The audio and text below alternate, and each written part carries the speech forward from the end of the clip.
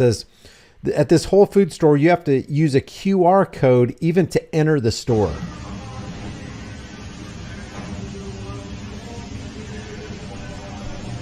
So basically, you cannot get into the Whole Foods market in Washington, D.C. unless you scan your own QR code and they track everything you're doing. Which I'm assuming means you have to download a Whole Foods app, get the QR code, put your phone on the little scanner right there. So now they know when you've gone in, when you're going to leave, but you can't have access to it unless you have the QR code.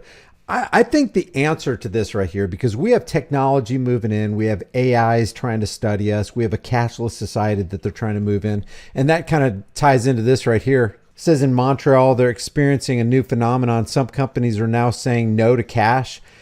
From what I understand from Bacchus Shamil in New York, he said that the same thing is happening at CVS's and other pharmacies in New York where they're no longer accepting cash. Check this out.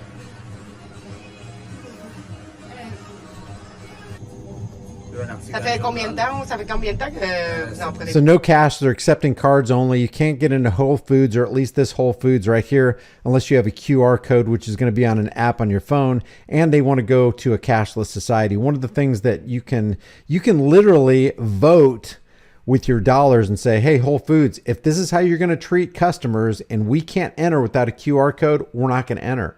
And just let this go all the way, work itself through the system. Hey, CVS in New York, if you're no longer going to accept cash, then we'll go somewhere else. That's what's good about competition. Competition will eliminate this kind of nonsense. And CBDCs is not something, the central bank digital currency, that's not something we want to come online as an option, not even an option. Because what they'll do is they'll move the CBDC in and then they'll eliminate cash. They'll eliminate credit cards. They'll eliminate debt. And it's all going to go toward that one thing. And that is the 100% elimination of all of your freedoms. If they can track and trace whatever you buy, whatever you sell, wherever you go, whoever you're with, no more yard sales with cash, no more putting, giving your 5-year-old nephew, stuffing some cash into a birthday or a Christmas card. No more of that. It's all gone. And this is the future of all grocery stores. So if you want more information on this, I'll get it to you, but this is the future of all grocery stores. I mean, I'm going to have to boycott Whole Foods. And that is the answer. This cannot be if this is the future of all grocery stores, we can control and command our future by saying, you know what, screw it. We're not doing that. Not going there. They'll realize real quick when their bottom line dollar takes a nosedive. Oh, I got to have my phone. Oh, I got to have a QR code. Oh, I got to have CBDCs. Oh, you don't accept cash. Well, forget it. I'm not going to be a part of this anymore. This right here, people are saying this is a deep fake. I don't think this is a deep fake because this comes from President Biden's official Twitter account that has 29 million followers. Verified. It says, is this how House Republicans are starting a new term? It's the ending part that I'm thinking people are saying it's deep fake. But since Biden put this out, it probably isn't. It's deep flake. He's definitely a deep flake, but I don't think this is deep fake. Is this how House Republicans are starting a new term? Cutting taxes for billionaires? Raising taxes for working families? Making inflation worse? Well, let me be very clear. If any of these bills make it to my desk, I will veto them. If any of these bills make it to my desk, I will be super creepy and whisper into my microphone. I will veto them. If these bills make it to my desk, I will veto them. And don't you love this right here? I love this first part. Is this how House Republicans are starting a new term? Cutting taxes for billionaires? Cutting taxes for billionaires. What do the brainless lemmings think about this? Cutting taxes for we need to tax the billionaires, instead of saying, wait a minute, if they're going to cut taxes for billionaires, why don't they cut taxes for us too? Because if you cut taxes for billionaires and billionaire-owned companies, then you're basically giving relief to everybody. So why not just cut income taxes across the board? We're already cursed with income tax, gas tax, payroll tax, property tax, consumption tax, tariffs, fees, and tolls. We don't need any more taxes. The last thing we need is for billionaires to be taxed, because if billionaires are taxed, we're going to get taxed. Because if you tax them, then they increase the cost of the products and the services that they provide. And what I don't get is why people don't get this. At the very least, they should lay off of income tax. Nobody's income should be taxed. And this is ridiculous. This is this dog and pony show that they're constantly setting up so that they can set up a straw man so people can look and go, yeah, billionaires aren't taxed. We need to tax them.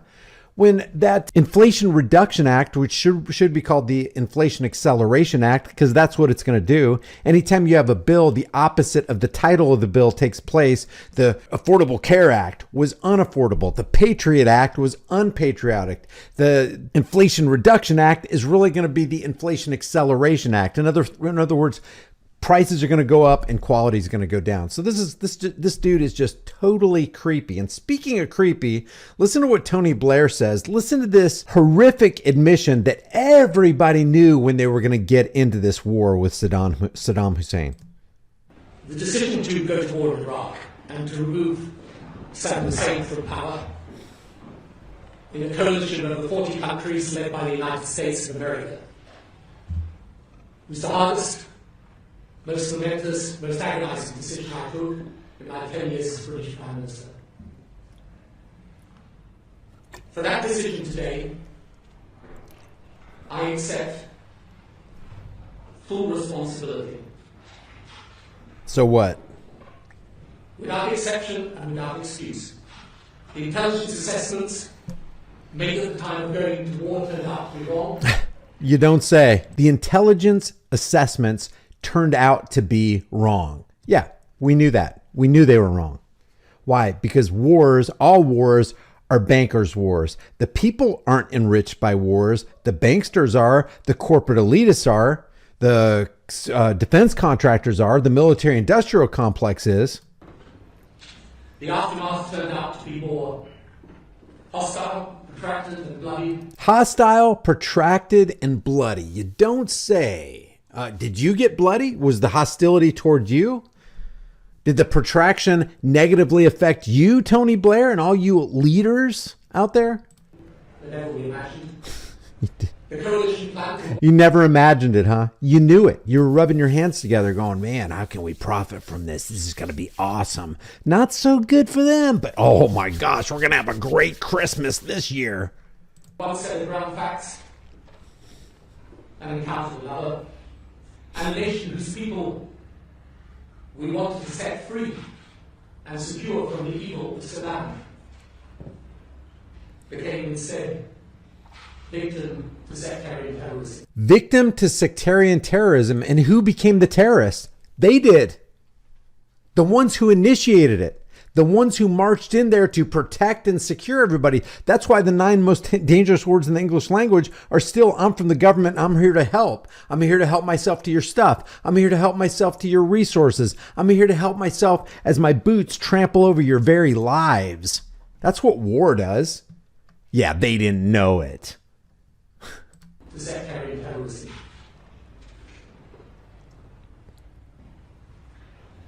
For all of this, I express more sorrow, regret, and apology. So what? I don't believe you, and you ain't forgiven. That you may never know or can believe. Yeah, well, I don't believe it. I don't believe it. The intelligence assessments we made at the time of going to war were wrong. They turned out to be wrong. The aftermath turned out to be more hostile, protracted, and bloody.